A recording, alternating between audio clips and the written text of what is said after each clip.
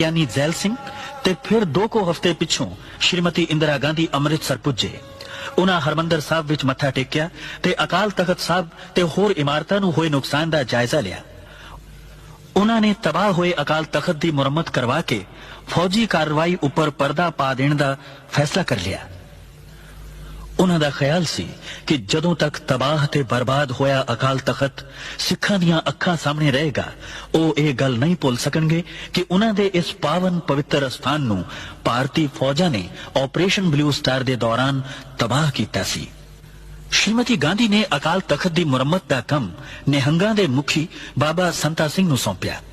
सिख भाईचारा ते खास करके खाड़कू नौजवान टठे होए अकाल तख्त साहब दी उसारी दा काम संगतां दे सहयोग नाल करना चाहुंदे सन। ਇਹ ਉਹ ਤਖਤ ਹੈ ਜਿਸ ਨੂੰ ਕਦੇ ਭਾਈ ਗੁਰਦਾਸ ਤੇ ਬਾਬਾ ਬੁੱਢਾ ਨੇ ਬਣਾਇਆ ਸੀ। ਇਹ ਉਹ ਤਖਤ ਹੈ ਜਿਸ ਨੂੰ ਕਦੇ ਬਾਅਦ ਵਿੱਚ ਪੰਜਾਂ ਪਿਆਰਿਆਂ ਦੀ ਸਰਪ੍ਰਸਤੀ ਹੇਠ ਬਣਾਇਆ ਗਿਆ ਸੀ। ਉਸ ਰਵਾਇਤ ਨੂੰ ਕਾਇਮ ਰੱਖਣਾ ਹੈ। ਕਿਸੇ ਇੱਕ ਮਨੁੱਖ ਨੂੰ ਕੋਈ ਹੱਕ ਨਹੀਂ ਆਪਣੀ ਮਰਜ਼ੀ ਨਾਲ ਤਖਤ ਬਣਾਉਂਦਾ ਫਿਰੇ। ਜਿਹੜਾ ਅਕਾਲ ਤਖਤ ਤੋਂ ਛੇਕਿਆ ਗਿਆ ਹੈ, ਪ੍ਰਵਾਨ ਹੀ ਨਹੀਂ ਕੌਮ ਨੇ ਕੀਤਾ, ਉਹਦਾ ਤਖਤ ਬਣਾਇਆ, ਕੌਮ ਕਿਵੇਂ ਪ੍ਰਵਾਨ ਕਰ ਲਏਗੀ? ਇਹ ਕਦੇ ਹੋ ਹੀ ਨਹੀਂ ਸਕਦਾ। ਨਿਹੰਗ ਸੰਤਾ ਸਿੰਘ ਦੁਆਰਾ ਮੁਰੰਮਤ ਕੀਤੇ ਗਏ ਅਕਾਲ ਤਖਤ ਨੂੰ ਸਿੱਖ ਜਗਤ ਨੇ ਪ੍ਰਵਾਨ ਨਾ ਕੀਤਾ ਤੇ ਉਹਨਾਂ ਨੇ ਅਕਾਲ ਤਖਤ ਦੀ ਉਸ ਇਮਾਰਤ ਨੂੰ ਢਾਹ ਕੇ ਆਪਣੇ ਖੂਨ ਪਸੀਨੇ ਤੇ ਮਿਹਨਤ ਨਾਲ ਨਵੇਂ ਅਕਾਲ ਤਖਤ ਦੀ ਸਿਰਜਣਾ ਦਾ ਕਾਰਜ ਸ਼ੁਰੂ ਕਰ ਦਿੱਤਾ। ब्लू स्टार ऑपरेशन तो बाद पंजाब दे पिंडां विचों कथित आतंकवादी नौजवानां नूं पकड़न ते उन्हां दी अलख मुका देण दा अभियान शुरू कर दिता गया। इस नूं वुड रोज ऑपरेशन दा नाम दिता गया। पंजाब दे अनेकां बेगुनाह युवक इस ऑपरेशन दे तहत मार दिते गए। सरकार दा कहना सी कि वो देश नूं टुकड़े टुकड़े करन दी कोशिश कर रहे सन। सरकारी मशीनरी दे हथ मजबूत करन लई विधान विच तरमीमा करके इहो जे कानून पास कीते गए जिन्हां नूं पंजाब दे लोकां ने काले कानूनां दा नाम दिता। After Blue Star, another hideous mistake was made, and that was this so-called Operation Wood Rose, when people talked loosely about flushing out terrorists. And the end result was you didn't flush out terrorists, you created a whole lot more. And when you see every government is based on justice, social, economic and political, and if it fails to give justice, then it becomes counterproductive, and then people take up the arms. घटनावां दा क्रम बड़ी तेजी नाल बदल रहा सी। 31 October 1984 ਨੂੰ श्रीमती इंदिरा गांधी ਦਾ ਕਤਲ ਹੋ ਗਿਆ।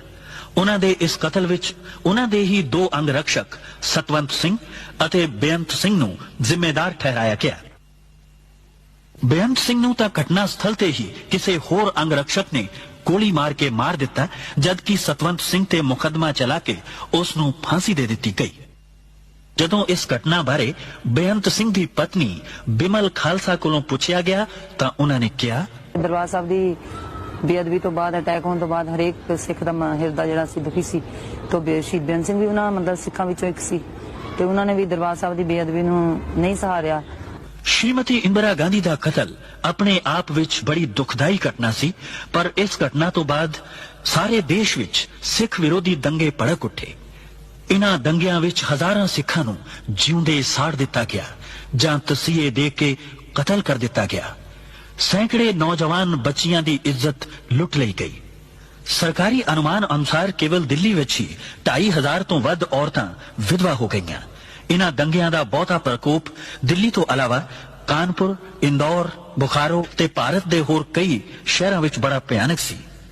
सारे देश विच सिखां दी अरबां रुपए दी संपत्ति तबाह कर दित्ती गई। केवल दिल्ली विच ही सैकड़े गुरुद्वारियां नूं अग्गां लगा दित्तियां गईयां ते हजारां पावन पवित्र बीड़ां जला के राख कर दित्तियां गईयां। दंगा करन वाले ये भुल गए सन कि जिस गुरु ग्रंथ साहब नूं सिखां दा ग्रंथ समझ के साड़िया जा रहा है, उस विच भगत कबीर, भगत रविदास, भगत नामदेव, रामानंद अते बाबा फरीद दी भी बाणी दर्ज है, जिस नूं लखां सिख हर रोज मत्था टेकदे ते सत्कार दिंदे हन। गैर सरकारी अनुमान अनुसार इन्हां दंगियां विच 20,000 दे करीब सिख मारे गए सन। मेरे पोतरियां नूं फिर बेचारियां नूं अच्छी तरह शहीद किए गए कि असीं उन्हां दी कोई गल कर नहीं सकदे भी। बेचारियां नूं ऐसा उन्हां नूं नाले दे विच डोब डोब के सीए दे दे के साडे बच्चों नूं शहीद किया गया। मेरी कुड़ी का सिर फाड़ दिता, फिर लड़की कहने लगी मेरा भाई बचा ले, छोड़ दे, मैनू मार दे, मेरा भाई छड़ दो, मेरी माँ का सारा बन जाएगा।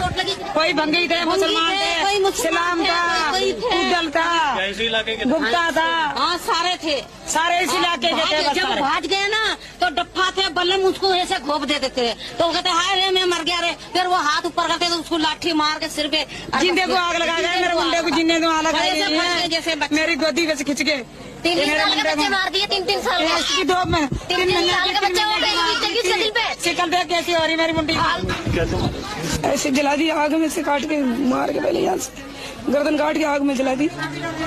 1000-2000 बंदे ने साढ़े हमला कर दिता, हमला करता ਅਸੀਂ ਗੁਰਦੁਆਰਾ ਬਚਾਉਣ ਵਾਸਤੇ ਆਏ ਤੇ ਬੰਦੇ ਦੌੜ ਜਾਂਦੇ, ਫਿਰ ਅਸੀਂ ਛਡਾ ਨਸਾ ਕੇ ਭਜਾ ਕੇ ਆ ਜਾਂਦੇ, ਫਿਰ ਵਾਪਸ ਆ ਜਾਂਦੇ। ਇੰਨੀ ਚਿਰ 2-3 ਘੰਟੇ ਅਸੀਂ ਇਸ ਤਰ੍ਹਾਂ ਕੀਤਾ। ਉਸ ਤੋਂ ਬਾਅਦ ਜੀ ਸਭ ਪੁਲਿਸ ਆ ਗਈ, ਉਹਨਾਂ ਨੇ ਕਿਹਾ ਜੀ ਤੁਸੀਂ ਆਪਣੇ ਆਪਣੇ ਘਰਾਂ ਵਿੱਚ ਚਲੇ ਜਾਓ, ਅਸੀਂ ਤੁਹਾਡੀ ਸ਼ਾਂਤੀ ਕਰਾ ਦਿਆਂਗੇ। ਅਸੀਂ ਸ਼ਾਂਤੀ ਵਾਸਤੇ ਆਪਣੇ ਆਪਣੇ ਘਰਾਂ ਵਿੱਚ ਚਲੇ ਗਏ ਜੀ। ਉਸ ਤੋਂ ਬਾਅਦ ਕੀ ਹੋਇਆ ਜੀ, ਸ਼ਾਂਤੀ ਤੇ ਹੋਈ ਨਹੀਂ, ਬੰਦੇ ਫਿਰ ਆਪਣੇ ਆਪਣੇ ਘਰ ਚਲੇ ਗਏ। ਇੱਕ 2-2 ਬੰਦੇ ਸੀ, ਉਦੋਂ ਫਿਰ ਬੰਦੇ 1-1 200 300 ਇੱਕ ਬੰਦੇ ਦੇ ਘਰ ਤੇ ਚੜ ਗਿਆ, ਪੱਥਰਾਂ ਨਾਲ ਮਾਰਿਆ, ਮਿੱਟੀ ਦਾ ਤੇਲ ਸਾੜਿਆ, ਉੱਤੇ ਅੱਗ ਲਾ ਕੇ ਬੰਦੇ ਨੂੰ ਮਾਰ ਕੇ ਸੱਟ ਗਏ। ਅੱਧਾ ਮਰਿਆ ਅੱਧਾ ਨਹੀਂ ਮਰਿਆ, ਪਿਆ ਰਿਹਾ ਜੀ।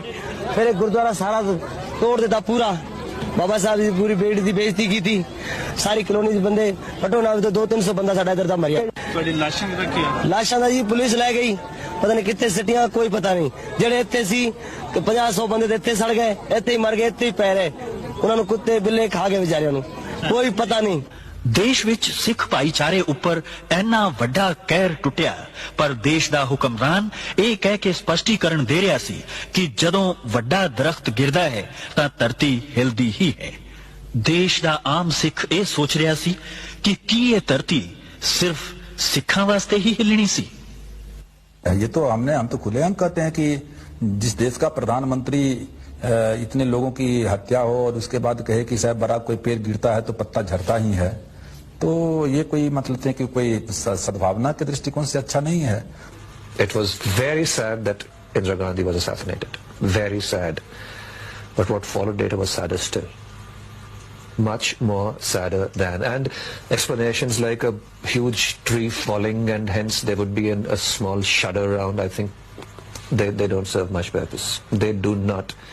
And this thing is very, very difficult to erase from the mind. You know, I mean, any society in which the police, the administration, the Prime Minister can justify the killing of 5,000 innocent people, some of them children.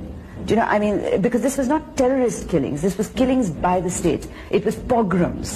And you know, I mean, that's what we're paying for now, because you've totally alienated an entire community.